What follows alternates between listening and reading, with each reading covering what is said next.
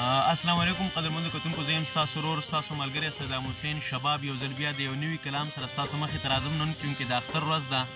نو زه غواړم چې د اختر په مناسبت سره تاسو ته یو کلام هم پیش کړم. نن زما سره چونکې اسماعیل په دې لاره کې راروان و، راسره میلاو شو د دې په سپیشل فرمایش باندې چېرې د اختر ورځ ده، خلک مختلف کلامونه وړاندې کوي. نو ته هم موږ ته د اختر په مناسبت سره یو کلام ووایه. نو زه تاسو ته یو کلام پیش کوم د اختر په مناسبت سره. څومره چې زما ملګري دي، کتونکي دي، اورېدونکي دي، هغو ټولو ته زه د خپل د زړه د کومې د اختر مبارکي وایم. د دنیا په هر ګوټ کې چې څونه پښتانه وروڼه دي، هغو ته د زړه د کومې د اختر مبارکي وایم او یو کلام ورته وړاندې کوم. خو د کلام نه مخکې زه چونکې اسماعیل ته د خپل یو شعر ډالۍ کوم. وایي: شیخه ستا تسبیح او ذکر دواړه لوی مقام لري.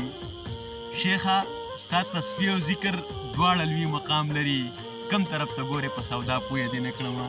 او یو کلام دی وایي: اختر د خوشحالو راله غمونه بلا راوړل.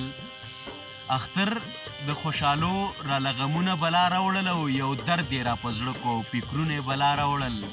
او کم شال چې لیونی و په اختر کې په سر کړی، کم شال چې لیونی و په اختر کې په سر کړی، او هغه رنګ نشته ټوکمار راله شالونه بلا راوړل. او ما هسې ورته ویلي و یادېږي مې ملګرو، ما هسې ورته ویلي و یادېږي مې ملګرو، ریبار راله په جیب کې تصویرونه بلا راوړل. او مخکې شعر دی وایي: زه خپل وطن به ستا په ښایست ورنکړم پیرسه، زه خپل وطن به ستا په ښایست ورنکړم پیرسه، او هر څوک پیرنګي ورله رسمونه بلا راوړل. او مخکې شعر دی وایي: نن بیا رانه لیلا اشنا یوه ستا پوښتنه کړې، نن بیا رانه لیلا اشنا یوه ستا پوښتنه کړې، او بس دغې سوچ مې ذهن ته خیالونه بلا راوړل.